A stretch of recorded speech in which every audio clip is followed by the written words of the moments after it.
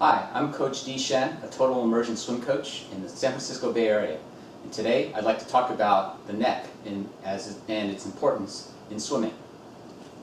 So if you have limited range of motion in your neck, it's going to be hard for you to breathe. Or if it's stiffly attached to your torso, you may find that as you swing from side to side, the head will swing with you. Okay? So we like to say that the head needs to be down at the bottom of the pool, looking at the bottom of the pool the whole time, so that you can swing while keeping your head stationary and looking at the bottom of the pool. Now, as mentioned, breathing can also be an issue, so that when you turn to breathe, let's say if I am here, if I can only turn to about here, say 45 degrees, then I may not make it to air. I may need to actually turn to completely vertical in order to get to the air. However, that may cause other problems, meaning it's easier to sink when my body is vertical in the water. We like to say swim at about 45 degrees to 30 degrees relative to the water, say. But if you can't turn your head enough, you'll never make it to air. So let's talk about some things that you can do to potentially help with the mobility of your neck.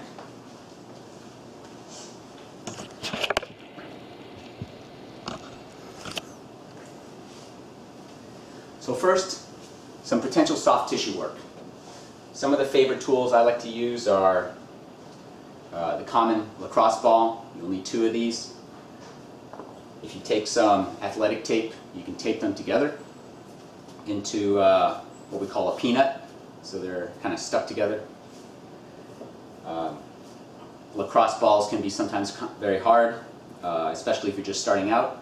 So here are 2 balls from Yoga Tune-Up. They are a lot softer, so that might be a good place to start. You'll also need a bigger ball. Yoga Tune-Up also sells this alpha ball, which is really good. I'll show you how to use that in a second. And a really good tool for your thoracic spine and your neck is this tool from Rogue Fitness called the Gemini. It's a little bit closer in terms of the surfaces. Lacrosse balls tend to be a little bit wider in terms of the contact points. But there's this little crevice here that allows you to clear your spine so it doesn't hurt rolling on your bones. Okay, so what's the first move? So let's take this big alpha ball.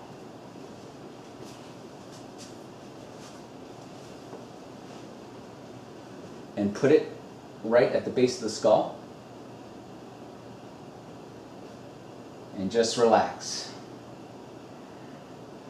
Relax into the ball for a few seconds, then slowly rock it from side to side.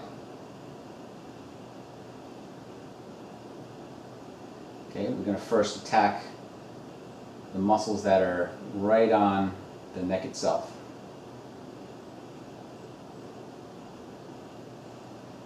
Okay. Then I like to work my way down, either with the Gemini or these 2 Yoga Tune-Up balls. And sometimes these balls might slip, so I kind of like to put 1 hand up, or 2 hands on these to stop them from moving. And I'll move it a little bit past the base of the neck, base of the skull. And again, just relax and rock back and forth. Do this a couple times. Then move further down the neck. Relax. Rock the head back and forth. Okay. Get to the end. Relax. Rock back and forth.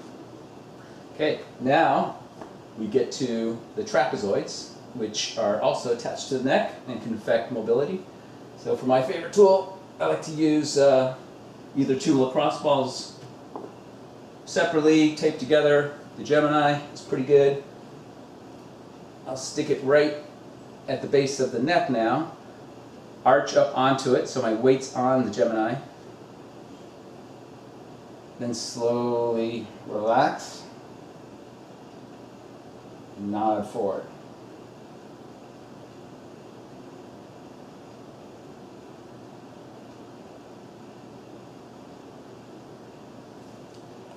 What's good about having two separate lacrosse balls is that you can actually place them a little further apart and get other parts of the traps here.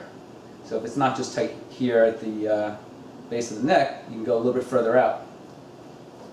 And for this, I like to raise my arms over my head.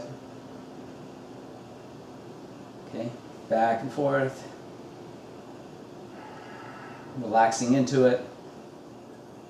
You can also pretend you're driving a car and scrub the traps a little bit. Be careful with your traps. They may be very sensitive and tight. You may get a bad reaction if you do too much. Okay, you can even move them a little further. Arch up. Do the same thing. Okay. Now there's other muscles at the front of your neck. So these are called the scalenes. What you can do here is something different. The yoga tuna balls are really good for this. You can also use lacrosse balls. Yoga tuna balls tend to have a little bit more grippy surface. But basically work on the fascia.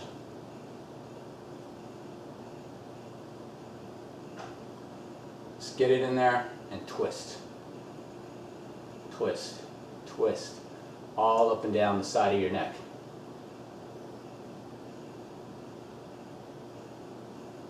Okay, and then go on the other side and repeat.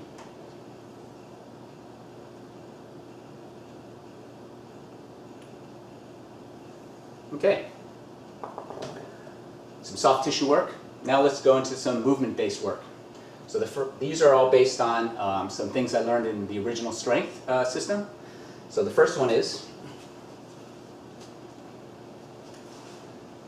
lay down on the ground. Take about 5 to 10 diaphragmatic breaths to relax.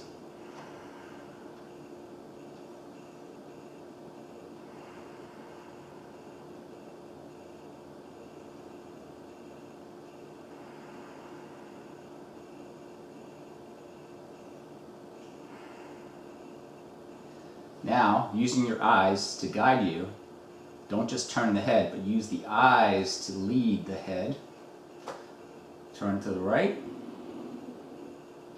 turn to the left, slowly turn to the right, slowly turn to the left. Do this about 5 to 10 times to each side. Then when you're done with that, then look down towards your feet. Again, using your eyes to guide you.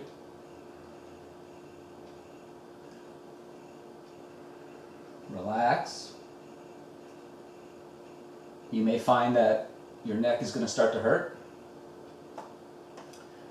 You may be using the wrong muscles to do this, or these may be habitually tight. That's okay, just do as many as you can, 5 to 10. Okay. The second set is done in kind of 4-point kneeling position. So get yourself comfortable. Feet, I'm usually on my insteps back here. You can also be on your toes. Either way is fine. Take 5 diaphragmatic breaths to start.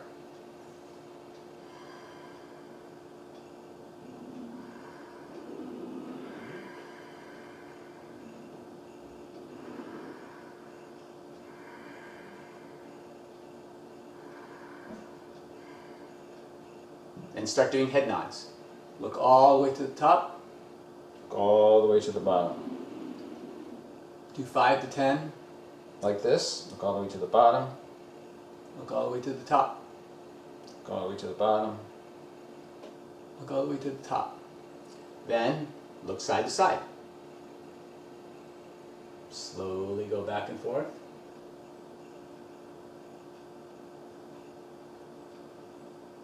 Five to 10 times on either side.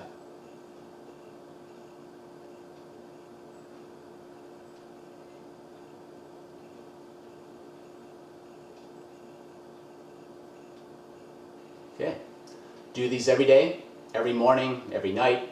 When you're taking a break in between work, It'll do wonders for your neck mobility.